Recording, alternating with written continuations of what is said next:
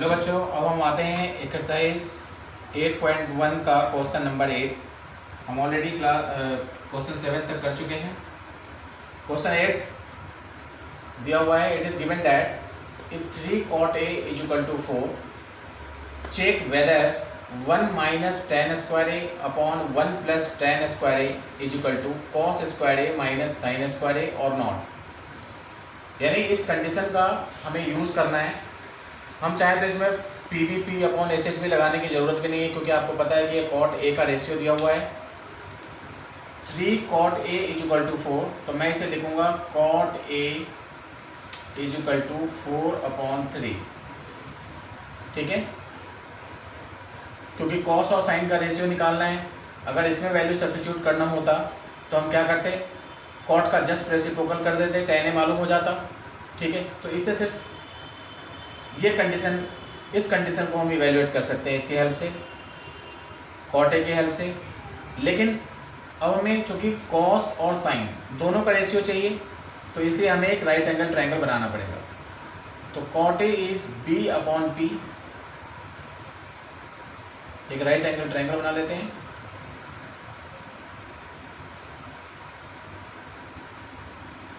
Angle A को हम इधर रखेंगे, B एंड C कहीं भी लिख सकते हैं। बेस क्या दिया हुआ है 4, तो इसे लिखेंगे 4K and base is 4K and perpendicular is 3K। अब हम बाय यूजिंग पाइथागोरियन ट्रिपलेट और द पाइथागोरस थ्योरम हम AC की वैल्यू निकाल लेते हैं। AC इज हाइपोटेनियस, तो AC की वैल्यू होगी 3K का square that is 9K square plus 16K square. यह आ जाता है हमारा 25K square that is 5K। ठीक है बच्चों, और हमें तीनों साइड मालूम है। अब LHS और RHS को हम इवेल्युएट करेंगे अलग अलग और देखेंगे कि क्या दोनों कंडीशन इक्वल है या नहीं। LHS is given 1 minus ten square A upon 1 plus tan square A, and RHS is how much? Cos squared A minus sin squared A। Okay, अब देखिए tan की वैल्यू क्या होगी P upon B that is 3 upon 4, क्योंकि K cancel out हो जाएगा। तो डेट इज 3 का square 9 upon 16 upon 1 plus 9 upon 16। इसकी वैल्यू क्या आएगी 16 माइनस 9। सही कर रहा हूँ मैं, tan P upon B that is 9 upon okay.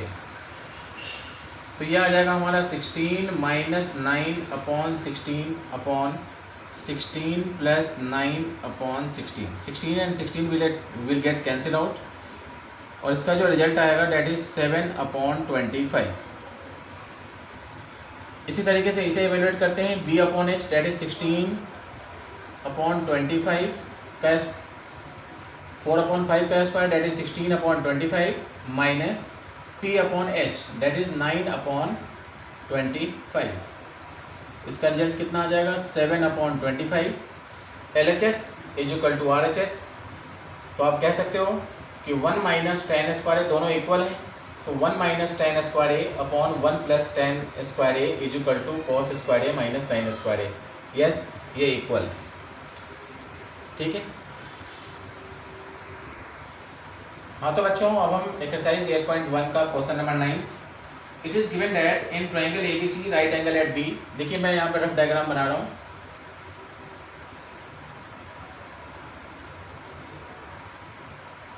Right angle at B, A और C को हम कहीं भी लिख सकते हैं। ठीक है, अब देखिए यहाँ पर इसका रेशियो दिया हुआ है tan A is equal to 1 upon root 3। तो tan A means what? tan A is equal to 1 upon root 3 that is P upon B। Perpendicular is 1 जिसको K लिख सकते हैं, and base is root 3K। अब इससे हम क्या करेंगे, हाइपोटेनियस निकालेंगे। तो हाइपोटेनियस की लेंथ कितनी हो जाएगी K स्क्वायर प्लस रूट 3 का स्क्वायर 3 होता है 3K स्क्वायर। रिजल्ट क्या आएगा 4k² और इसका स्क्वायर रूट होता है 2k। हाइपोटेनस हमें मालूम हो गया। अब तीनों साइड मालूम है, अब इसका रेशियो हम फाइंड आउट करने जा रहे हैं। साइन ए, क्वेश्चन नंबर 9 का जो पार्ट 1 है, इसमें sine A into cos C plus cos A into sine C को हमें इवेल्युएट करना है, यानी इसकी वैल्यू फाइंड आउट करना है। तो sine A is p upon h, that is k will get cancel out, perpendicular upon hypotenuse 1/2 cos C. अब देखिए कॉस सी जब हम इसे लेते हैं तो ये बेस हो जाता है, ये परपेंडिकुलर हो जाता है। तो बेस क्या होगा, बेस अपॉन हाइपोटेनियस होता है cos, k upon 2k, k will get cancel out again 1/2। फिर cos A b upon h, that is √3/2 sine C p upon h, that is √3/2। ठीक है बच्चों, अब तक आप समझ गए होंगे कि किस तरीके से ट्रिग्नोमेट्रिक रेशियो फाइंड आउट करते हैं। अगर a लेते हैं तो बेस ये परपेंडिकुलर, सिर्फ हाइपोटेनियस इज फिक्स्ड, सिर्फ परपेंडिकुलर और बेस ही चेंज होते हैं अगर एक्यूट एंगल लेते हैं। अगर एंगल सी ले रहे हैं तो this is base, this is perpendicular and this is hypotenuse. Hypotenuse is always fixed. अब इसे इवेल्युएट कर लीजिए, 1/4 प्लस √3 इंटू √3 दैट इज 3, 2 2 जब 4, डिनोमिनेटर सेम है तो इसको इवेल्युएट करके क्या आएगा 1 plus 3/4 that is 4/4 that is 1। ठीक है बच्चों, इसी तरीके से देखिए पार्ट 2 में हमें क्या करना है। Part 2 is cos A into cos C. मैं इसे रेड से लिख रहा हूं, cos A into cos C, cos A into cos C minus sine A into sine C. ठीक है, तो कॉस ए का रेशियो क्या होगा b upon h, that is √3/2।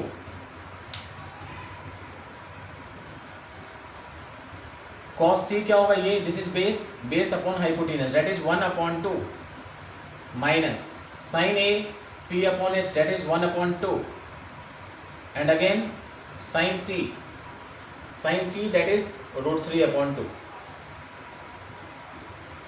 तो इसका रिजल्ट क्या आएगा बच्चों 0, क्योंकि √3/4 माइनस √3/4। हाँ तो बच्चों हम आते हैं एक्सरसाइज 8.1 का क्वेश्चन नंबर 10, जो कि एक आखिरी क्वेश्चन है। उसके बाद है हमारा ट्रू फॉल्स, जो आप खुद भी कर सकते हैं।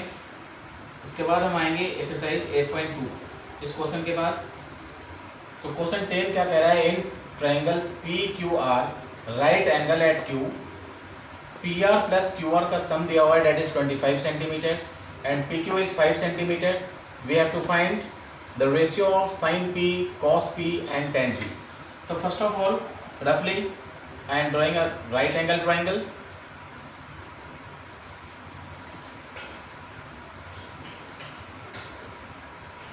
It is given that in triangle PQR, right angle at Q. This is right angle, and you can write P and Q anywhere. Okay. The sum of PR and QR is given. PR plus QR is how much? 25 centimeter. You can eliminate any values, either PR or QR. If you write PR, then it will be 25 minus QR. Okay. So PR is how much? This is R. PR is here 25 minus QR, which is the length of hypotenuse, and PQ is how much? 5 centimeter. At this instant we can find the value of QR very easily by using Pythagoras theorem. QR is equal to square root of hypotenuse, that is 25 minus QR, square of 25 minus QR, and then minus square of 5 is how much? 25. By solving it you will get the value, and QR is how much? QR is that is 25. Okay. Yes. So at this instant we can find the length of all the sides of a right angle triangle directly by using the Pythagoras theorem, which is right here. The square of hypotenuse, that is PR square, will be equal to PQ square plus QR square. You know PR is hypotenuse, so length of PR is how much? 25. Square of 25 minus QR. PQ is 5 and QR is QR. Okay, because there is no length given in figure, that is QR. Now by solving it, the square a minus b whole square, how much? You know, 25 square of 25 plus QR square, and then minus 2ab, that is 2 into 25 into QR is equal to 5 plus square of QR. QR square, QR square will get cancelled out. Okay, now square of 25 is how much? It is 625. Then 25 to the 50 QR is equal to 5. Minus 50 QR will be equal to 5 minus 625. We can write here 5 minus 625. It's how much? 50 QR will be equal to minus 620. It's okay. 625. 5 minus 625, that is 620. Sorry children, by mistake I have written here square of PQ is 5 only, that is 25. Okay, then it will be, it's okay, and here will be 25 minus 625, it will be how much? 600. Okay, negative will get cancelled out. The length of QR will be equal to 600 upon 50. It will be how much? 12 centimeter. Okay, just we have calculated here QR is equal to 12 centimeter. Then PR will be how much? PR will be equal to 25 minus QR. QR is how much? 12. 25 minus 12, it's 13 centimeter. The length of hypotenuse, and PQ is given, and QR will be equal to how much? QR will be equal to how much? Then QR is 12 centimeter. Now we have calculated all the sides, that is 5 centimeter, 13 centimeter and 12 centimeter. Okay, and if you know the length of all the sides, you can find out the ratios of, that is sin P. Sin P is how much? Perpendicular upon hypotenuse, that is 12 upon 30. Okay children, cos P is base upon hypotenuse, that is 5 upon 13, and tan P is, that is perpendicular upon base, that is 12 upon 5. It's the answer.